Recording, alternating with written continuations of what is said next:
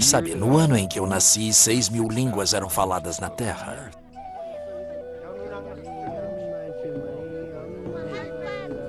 Uma língua não é apenas um corpo gramatical e um grupo de palavras.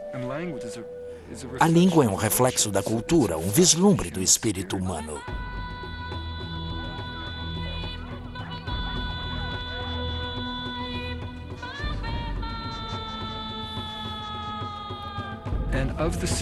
E das 6.000 línguas faladas na Terra, metade não é ensinada às crianças. Com isso, a menos que as coisas mudem, elas estão mortas. Isso significa que em apenas uma geração poderemos perder metade do legado intelectual, social e espiritual da humanidade. Isso não precisa acontecer. Essas culturas não são tentativas fracassadas de serem modernas, são respostas singulares à questão fundamental. O que significa ser humano e estar vivo?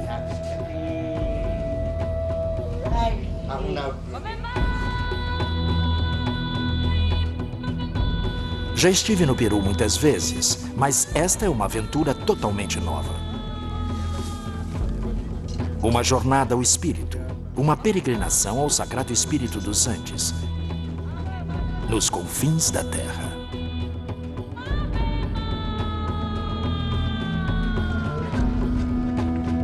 Nos confins da Terra.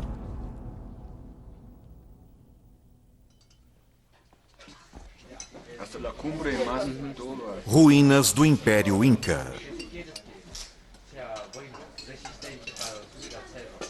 Estamos em maio, época de colheitas.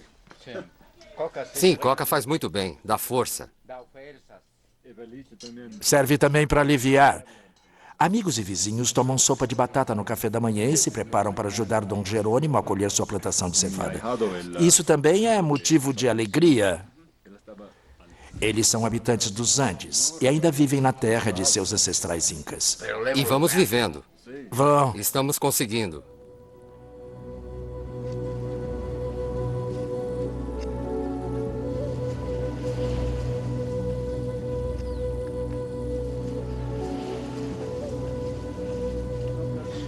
A cada passo, eles caminham por uma terra que consideram sagrada. Para eles, a terra tem vida e as montanhas são seres místicos.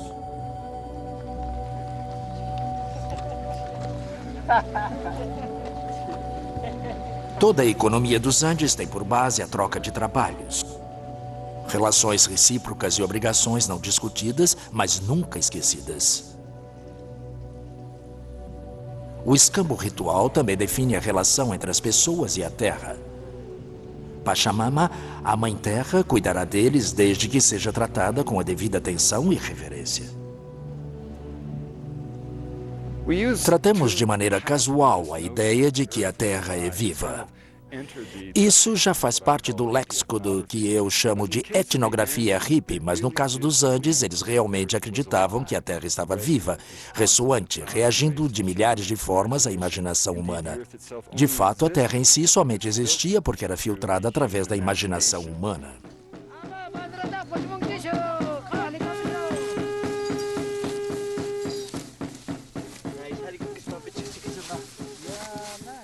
A plantação de Dom Jerônimo fica em terraços a 3.500 metros de altitude.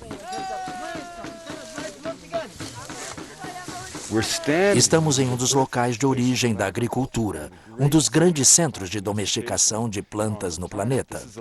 Esta terra nos deu o tomate e a batata e inúmeros outros produtos vitais. O povo dos Andes acredita que a fertilidade dos campos e o sucesso das colheitas depende diretamente de seu relacionamento com as montanhas sagradas.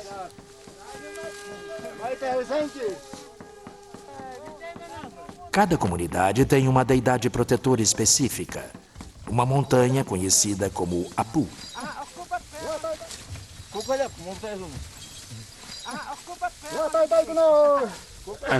Apu é um ser ancestral.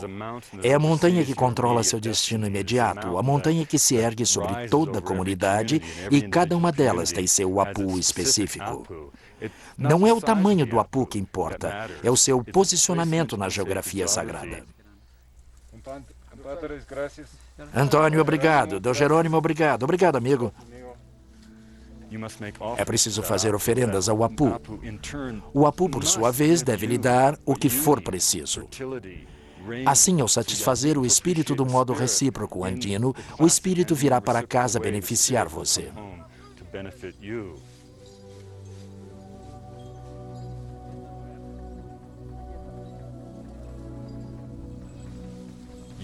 Eu e você fomos criados para acreditar que as montanhas são apenas massas inertes de rochas, prontas para serem escavadas. As crianças de Chinchero sabem que eles são os espíritos apu que vão conduzir seus destinos. Aquela montanha é só uma pilha de minerais ou é uma entidade espiritual? A resposta que a sociedade dá a essa pergunta define o modo como ela trata a Terra.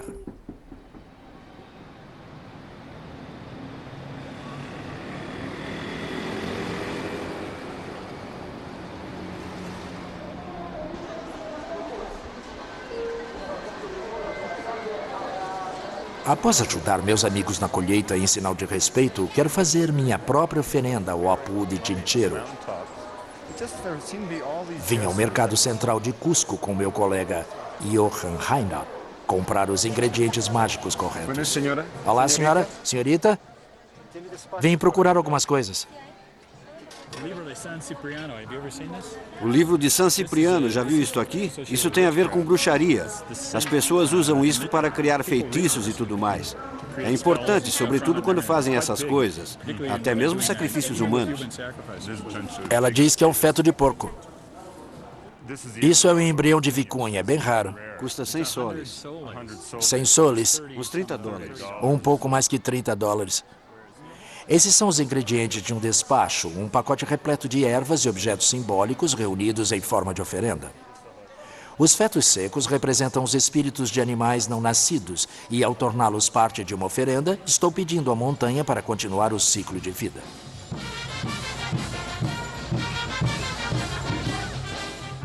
Todos se aprontam para a peregrinação anual aos Andes, onde serão feitos sacrifícios e orações às montanhas.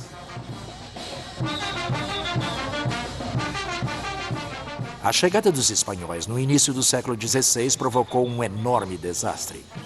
No entanto, desse terrível encontro surgiu uma cultura pan-andina inspirada tanto no cristianismo como nos antigos conceitos locais.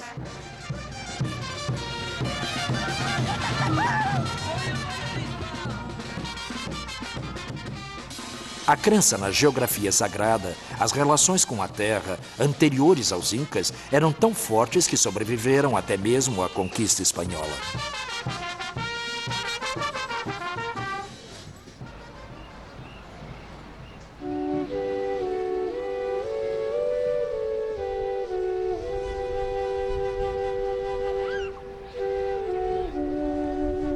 Os espanhóis fizeram todo o possível para acabar com o espírito dos Andes, destruindo todos os ícones e templos religiosos. Mas cada vez que os espanhóis fincavam uma cruz ou erguiam uma igreja no local de um templo demolido, eles simplesmente afirmavam aos olhos da população a santidade do local.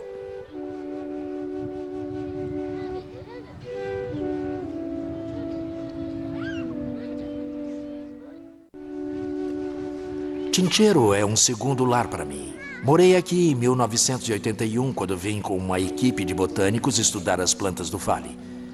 Agora tenho compadres aqui e afilhados. Minha comadre...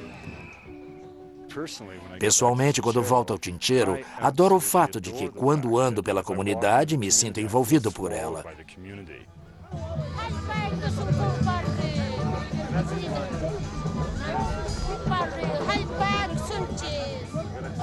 Virtualmente, todo encontro com o povo de Chinchero envolve a troca de folhas de coca, a planta mais sagrada dos Andes.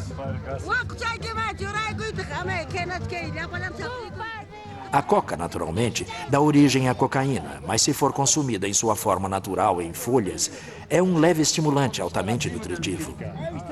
Adoro mascar folhas de coca. Não imagino viver nos Andes sem isso. Mas comparar coca à cocaína seria como comparar a polpa saborosa de um pêssego ao veneno encontrado no caroço. A primeira oferenda de coca sempre vai para o Apu. Há uma grande animação na cidade, é época de colheitas, de grandes celebrações anuais e de peregrinações às montanhas sagradas.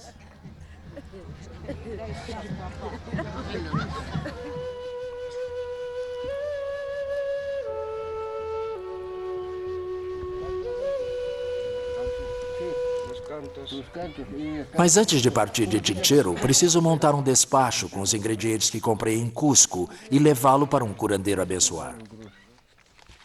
Para isso, recorro a um velho amigo, Dom Lorenzo, grande especialista em rituais. Alguns dizem que Dom Lorenzo ganhou seu poder ao ser atingido por um raio. Em nome do Pai, Espírito Santo,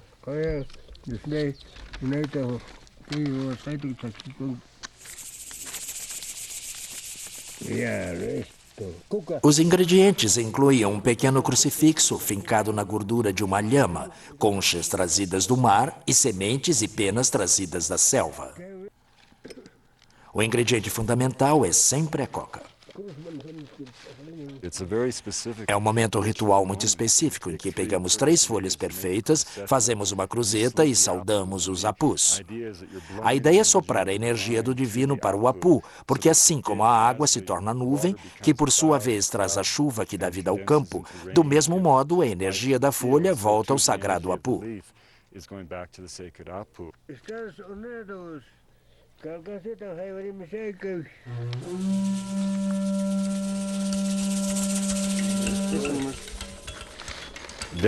Em seguida, numa ordem muito específica, você põe suas oferendas, as oferendas simbólicas em cima das folhas.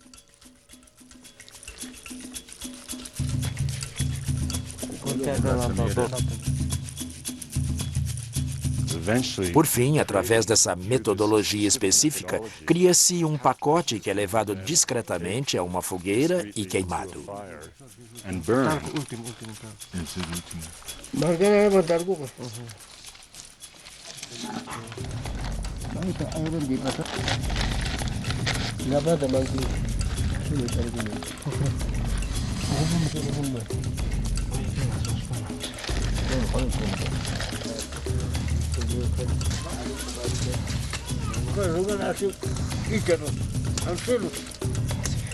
Échalo todo.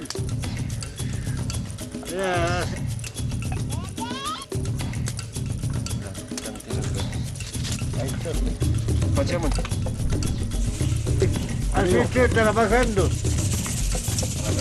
Chasquilla, Estados Unidos, Lima, Arequipa. Dessa forma, a essência do despacho vai para o céu, mas o mais importante é que assim que ele é queimado, todos devem sair do lugar, porque ele se torna um espaço sagrado.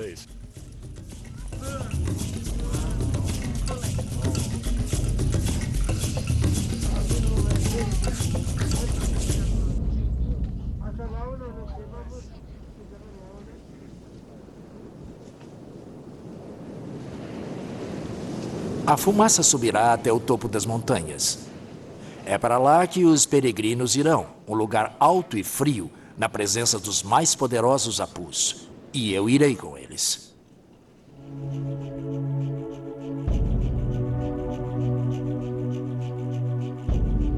As peregrinações têm sido um componente central da vida nos Andes desde tempos imemoriais.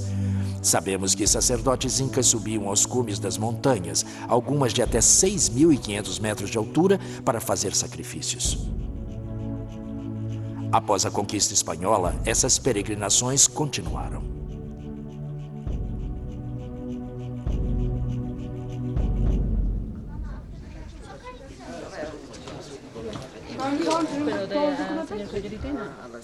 Nilda Kalanaupa e sua família me ensinaram muito do que sei sobre Chinchero. Ela me contou várias vezes sobre o Kuoiloriti, o festival da neve estelar que ocorre todos os anos nos Andes e será realizado daqui a 2 dias. Eu sempre quis ir e agora temos a chance de irmos juntos. Quilorite. Você sabe, Quilor é uma estrela, a estrela d'alva. Rite é a neve, é a peregrinação para o frio. Huilorite é uma peregrinação realmente pan-andina. Assim como as pessoas em Chinchero estão vestindo seus trajes do ritual, que em alguns casos estão preparando há um ano, pessoas de outras comunidades pelas montanhas também estão. Quantos grupos sairão de Chinchero na peregrinação? Dizem que mais de 70. 70 grupos. E quantas pessoas por grupo, mais ou menos? Umas 50, 60. De 50 a 60 por grupo. Sim. Então, 70 vezes 50... Obrigado.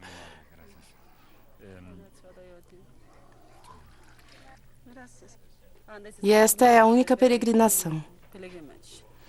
Então, É tudo muito misturado, as religiões católica e inca. e todos dizem que é uma fusão do catolicismo com as antigas crenças andinas tradicionais. Mas você, como uma criança nascida nos Andes, como vê as várias influências se juntarem? O que é andino? O que é católico? Não gostamos de falar disso e não gostamos de separar crenças porque elas estão muito bem fundidas.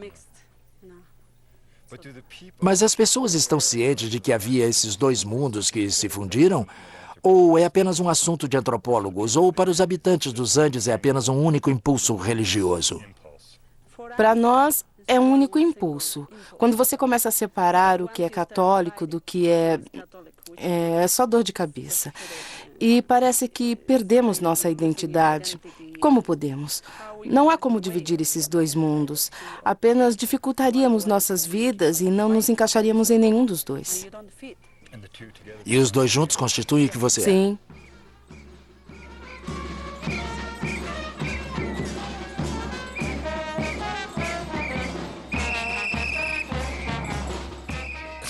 Então todos, no dia anterior ao Quilorite, vestem seus trajes, participam de uma procissão até a igreja, fazem um tipo de celebração, descem novamente e se preparam para partir.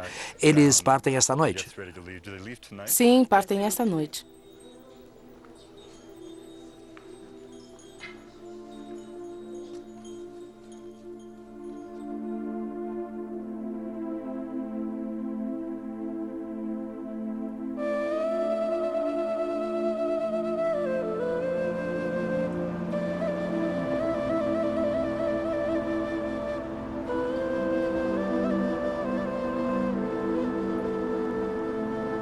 Ninguém dormirá ou descansará nos próximos 3 dias.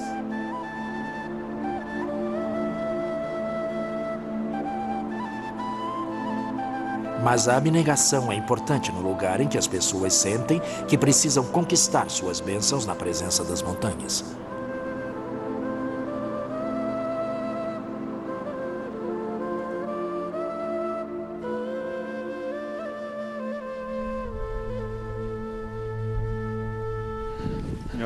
O incrível, Johan, ao se caminhar por essas montanhas e trilhas, é que você tem a extraordinária percepção de como a rede de estradas, trilhas e pontes interligava todo o império.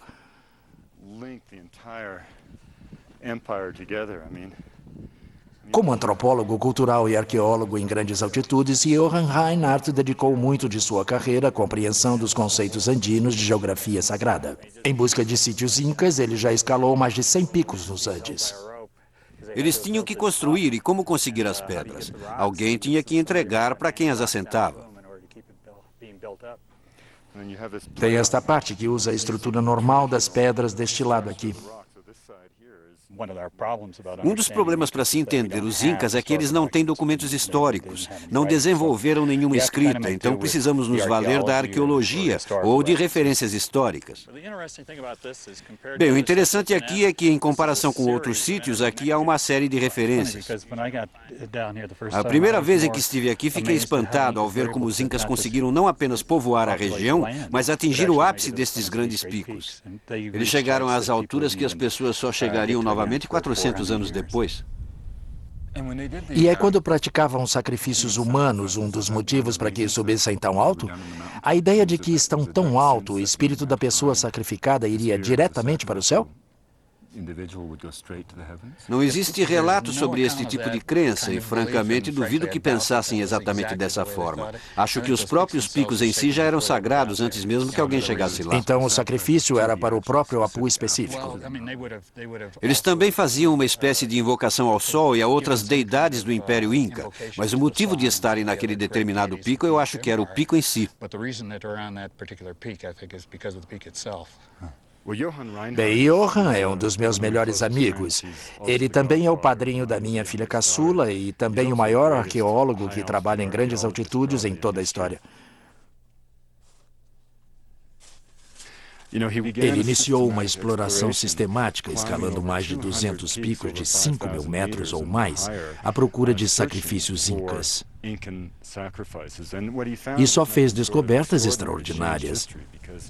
Foi um marco histórico, porque você pode imaginar o que é tentar fazer escavações arqueológicas a 6.000 metros de altitude. Os ventos estão soprando a mais de 110 km por hora ou mais.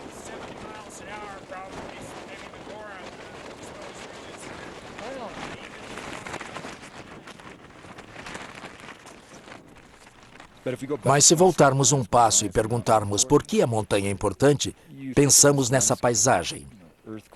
Terremotos. Mais provavelmente criaram recentemente a principal cadeia de montanhas da Terra, e incrivelmente dinâmica, com tempestades ocorrendo no verão e no inverno. Por exemplo, em 1983, caiu uma tempestade de granizo de 15 minutos. 90% das plantações de milho foram destruídas. Exatamente. E para eles, os deuses da montanha controlavam o clima. Então, o que aconteceu? O que foi que eles fizeram que provocou os deuses da montanha ou o que outra pessoa fez? Em 1995, Johan fez uma das maiores descobertas na história da arqueologia andina. Próximo ao cume do Monte Ampato, numa altitude em que a maioria das pessoas mal consegue respirar, ele achou os restos mumificados de uma menina sacrificada há mais de 500 anos.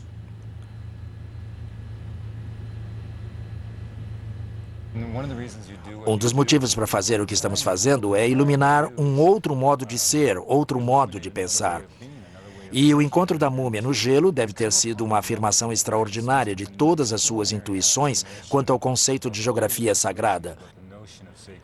Quer dizer, isso é o epítome de tudo o que você pensa.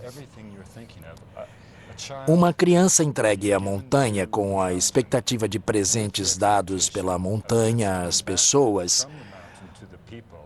Uma criança que sacrificou a vida, de certo modo de bom grado, com o apoio da família, com a bênção de estruturas religiosas em torno dela, e tudo com o objetivo de beneficiar a comunidade e, nesse sentido, beneficiar todo o império. E o detalhe é que ela não parava de beneficiar. Eles mantinham contato com ela como qualquer outra deidade, e nos casos que conhecemos de cultos a esses sacrifícios, eles falavam por meio de xamãs e tinham respostas aos pedidos e tudo mais.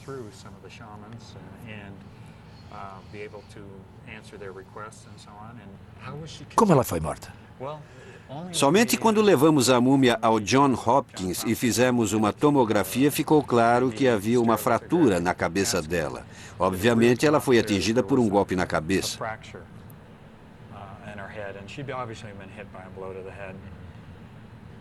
A morte dela, na verdade, foi um parto para a eternidade. Sim, e esse é o detalhe. A coisa não acaba. Isso aconteceu há 500 anos. Estamos aqui 500 anos depois e ainda poderíamos falar com ela.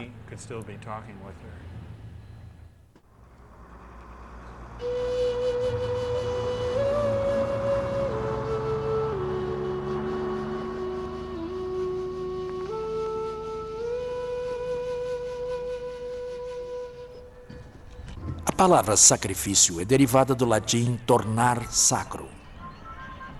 Uma peregrinação é por si só um gesto sagrado que leva um indivíduo de sua comunidade, através de sua terra, a um local do divino.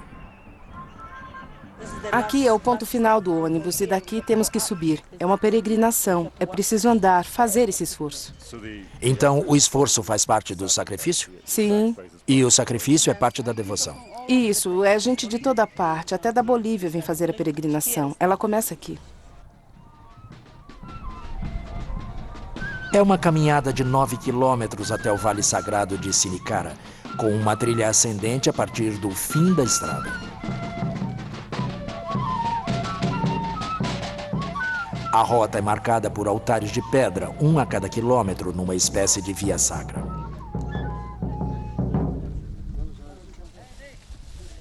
Daqui podemos ver Al Sangate, o mais poderoso Apu dos Incas.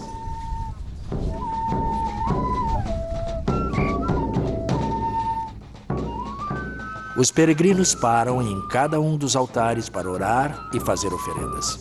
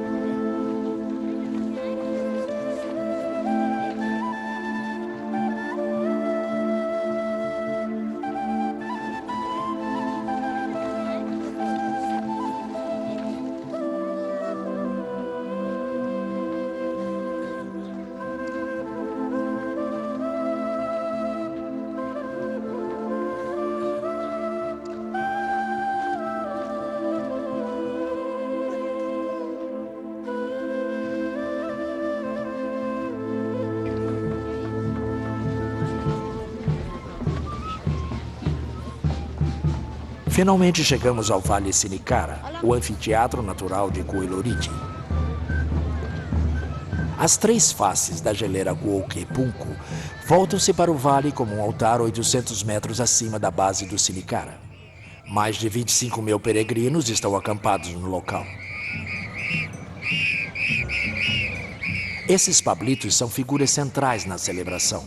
São homens mascarados de todas as comunidades, centenas deles, vestidos como ursos e encarregados de manter a paz, controlar a multidão e de executar os rituais mais importantes na geleira no final do festival.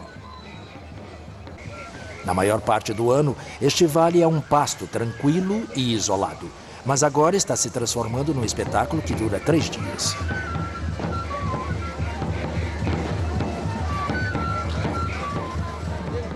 Batalhas simuladas envolvem os pablitos e homens vestidos como chunchos, guerreiros de tribos silvícolas vestindo cocares ornados com penas de papagaio. Essas encenações, apresentadas como danças, simbolizam antigas batalhas reais e imaginárias.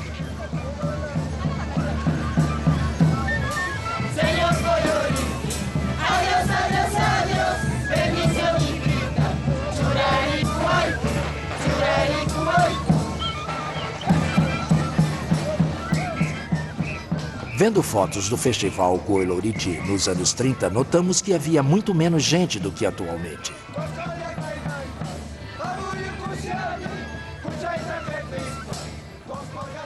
Depois de ter visto tantos lugares no mundo em que as antigas tradições estão desaparecendo, acho fantástico estar num festival tão vibrante e tão vivo.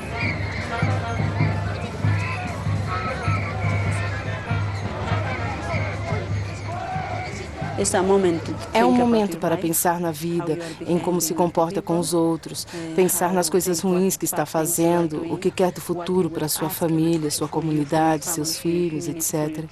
Esse é um momento para você, para a parte espiritual de sua vida, entende?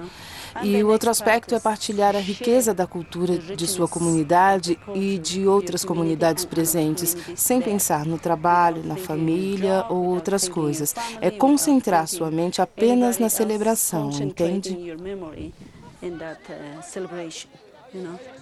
Qualquer rato, estou entolado, hasta que venga la muerte.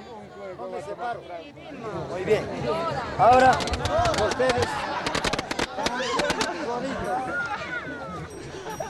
Ahora comer, beber E quando vamos para a neve, o sentimento é totalmente diferente. Tem a ver com a reflexão sobre quanto poder essas montanhas têm.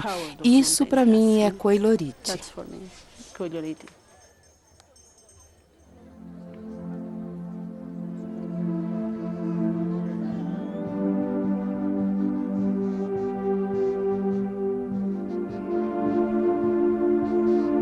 A música e a dança não param nunca. A disposição das pessoas é incrível.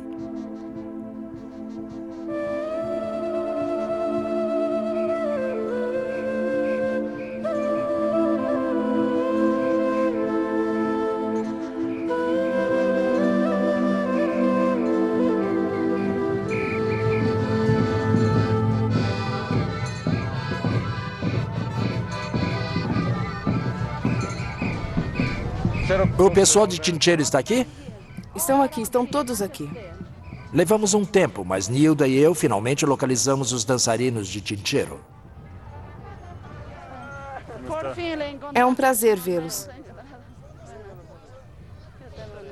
Como vai? Boa tarde, como vai?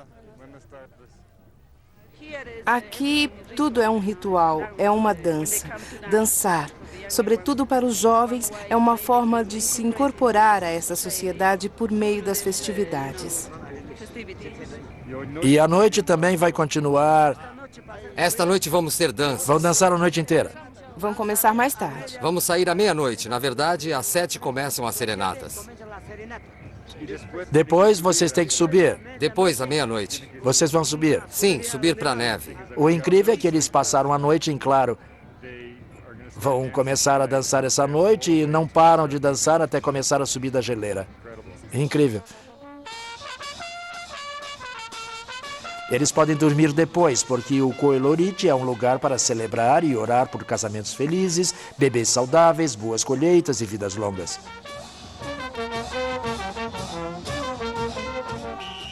É quase um ritual do ciclo de vida ser um dos dançarinos. Há muitos jovens lá e isso faz parte do processo de passar por diferentes estágios sociais dentro da própria comunidade. Isto é uma das coisas que Nilda estava explicando, que assumir a obrigação de se tornar dançarino, ainda mais um dançarino líder, é também um rito de passagem. É um modo de passar da adolescência para a vida adulta. Numa época em que povos e idiomas indígenas no mundo todo estão desaparecendo, a cultura pan-andina somente parece se fortalecer. Mais de 6 milhões de pessoas têm o Quichua como língua nativa. 500 anos de domínio europeu com todo tipo de injustiça não conseguiram aplacar o espírito essencial dos Andes.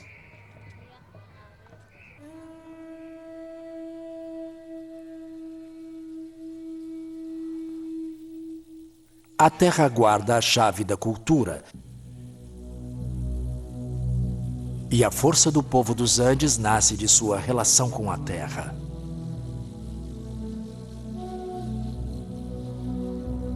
Não há lugar melhor para entender essa relação do que a antiga cidade de Machu Picchu.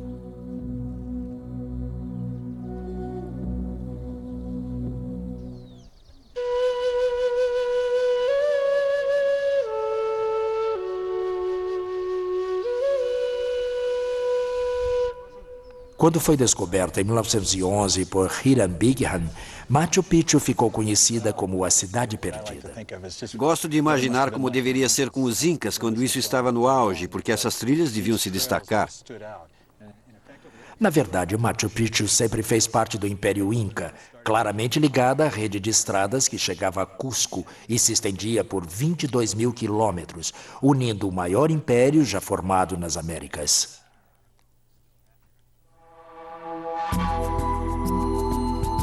Construída em um ponto estratégico acima do rio Urubamba, a cidade guardava os acessos ao Vale Sagrado e, ao mesmo tempo, dominava as terras a leste, fontes de coca, plantas medicinais e inspiração xamanística.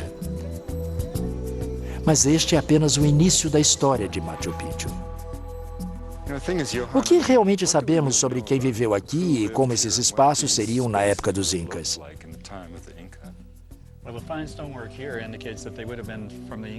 O fino trabalho em pedra aqui indica que deve ter sido a elite inca e que, no mínimo, eram usados para propósitos religiosos muito importantes. Alguns desses prédios são muito bem feitos. As fundações são boas, os entalhes e tudo mais que vemos. Fica claro que pelo menos parte da população aqui, ou parte das edificações, eram usados pela nobreza inca. Esse era um estado do grande imperador Pachacuti. E, em outras palavras, deveria haver diferentes famílias associadas à sua linhagem real que vinham e ficavam nesse tipo de lugar. E com certeza também haveria artistas e outros tipos de trabalhadores.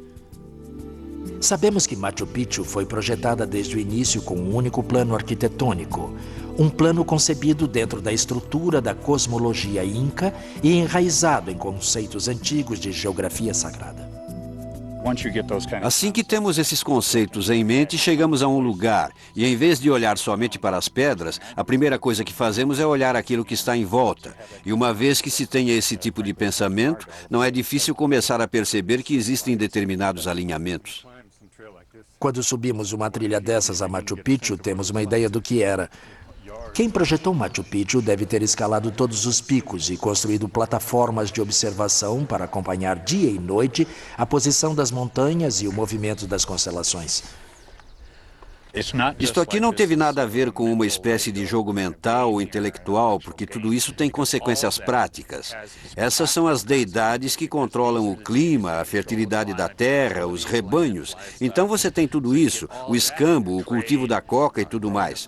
Todas as coisas vitais à vida inca são afetadas por essas grandes montanhas e partes sagradas da paisagem.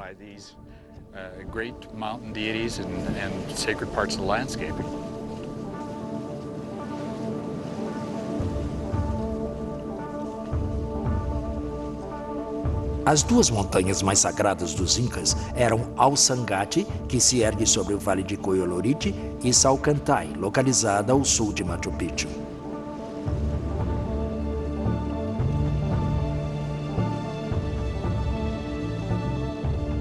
O verdadeiro Apu de Machu Picchu é o Huayna Picchu, o grande pico que domina o local.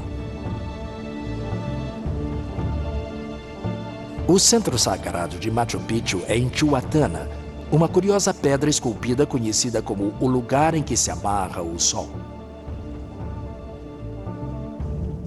Johann foi o primeiro a notar que Intihuatana reproduzia o formato de Huayna Picchu. O que atraiu minha atenção inicialmente foi esse jogo de luzes em Intihuatana, replicando exatamente o jogo de luzes em Huayna Picchu, o pico sagrado que fica ao norte. E o interessante é que o alinhamento continua para o sul, com essa pedra esculpida na direção de Salcantay, o maior pico sagrado de toda a região.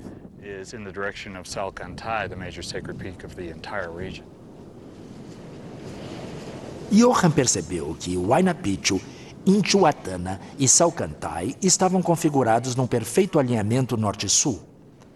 Ele também notou que quando a Cruzeiro do Sul atingia seu ponto mais alto no céu, ela ficava diretamente sobre o cume de Salcantay. A Cruzeiro do Sul, envolta pela Via Láctea, era uma das constelações mais importantes para os Incas. Essa revelação levou Johann de volta ao rio Urubamba, que para os Incas era o equivalente terrestre da Via Láctea. Urubamba envolve Machu Picchu como uma serpente em seu curso para o Amazonas, mas o rio em si nasce no flanco de Alçangate, que por sua vez domina toda a região do Coyolorite.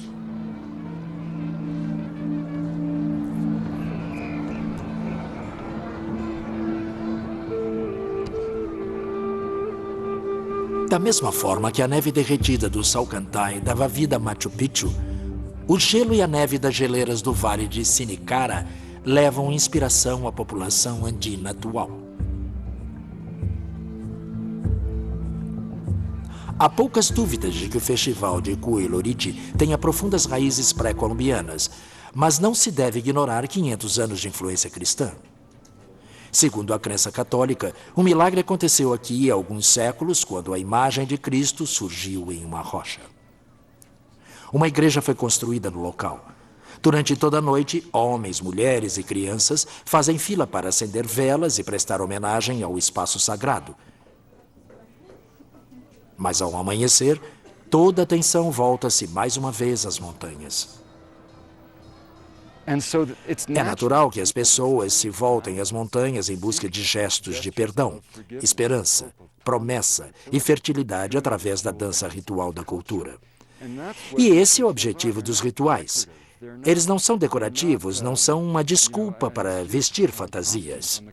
Pelo contrário, o que se vê nos Andes é que cada gesto mais simples, desde o modo como uma batata é plantada, ao modo como a coca tem sua essência enviada aos apus, ao modo como uma criança tem o primeiro corte de cabelo, tudo se torna uma oração para a sobrevivência da comunidade.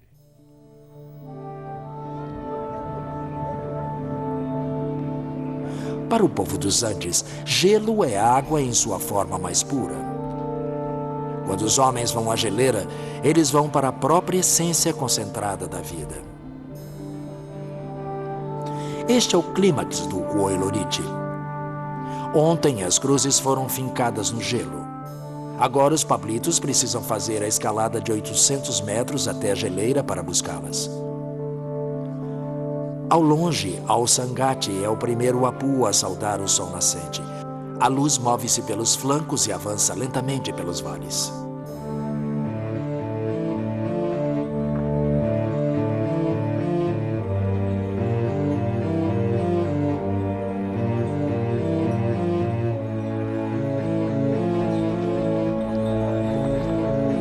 Muitos amigos meus de Chinchero fizeram vigília ao longo da noite na base da geleira.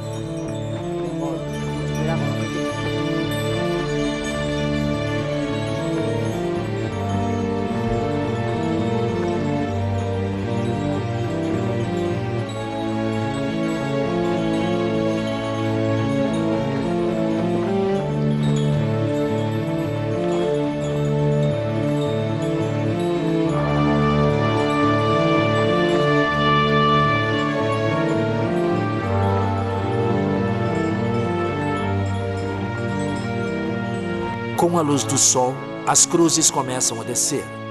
Elas seguem, levadas pelos pablitos através do vale, até os caminhões e de volta às vilas.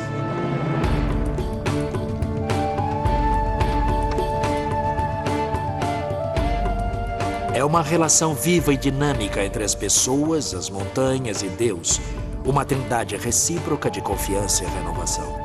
Pelo resto do ano, o povo andino vai esperar ter feito sua parte para que os céus e os apus provejam vida novamente.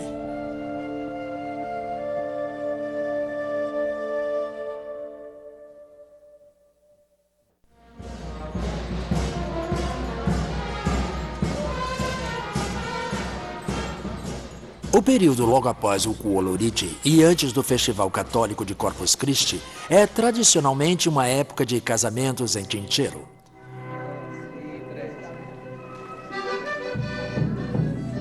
Todos querem se aproveitar das bênçãos do festival. Somente neste dia serão realizados 6 casamentos na comunidade. O noivo mal consegue manter-se de cabeça erguida. Ele passou 3 noites em claro no Huolorite e voltou apenas ontem.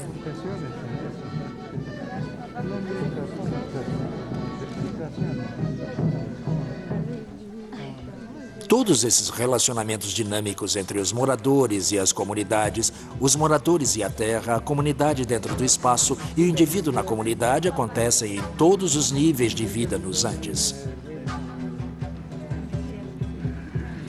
Sabe, é interessante perguntar a um habitante dos Andes, alguém como minha amiga Nilda, você é pré-colombiana? A pergunta não terá significado. Se perguntar você é espanhola, a pergunta não terá significado. Mesmo que pergunte você é peruana, ela diria sim, esse é meu país. Mas se perguntar você é de Chinchero, mas é claro, esse é o ponto. É sua identidade na cultura pan-andiana, mas especialmente o modo como é refletida na própria comunidade.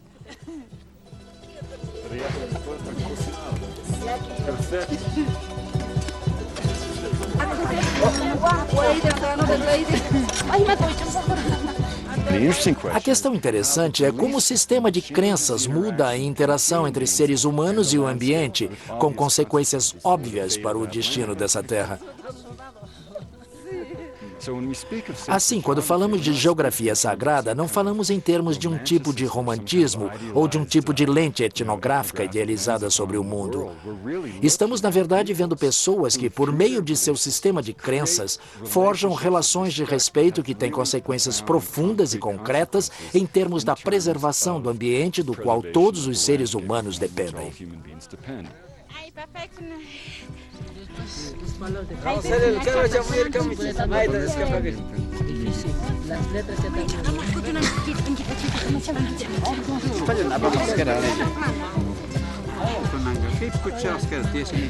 Por isso usamos o conceito de geografia sagrada, porque as ideias do mundo natural, de orientação, alinhamentos, respeito, tudo isso se junta para informar um grupo de pessoas e criar a maneira na qual elas vivem.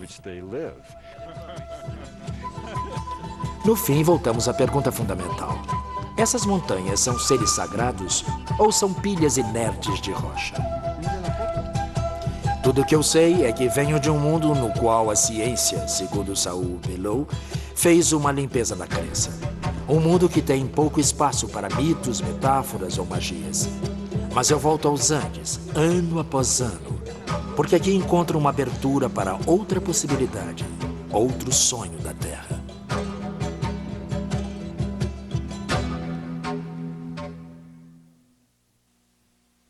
Versão Marshmallow São Paulo.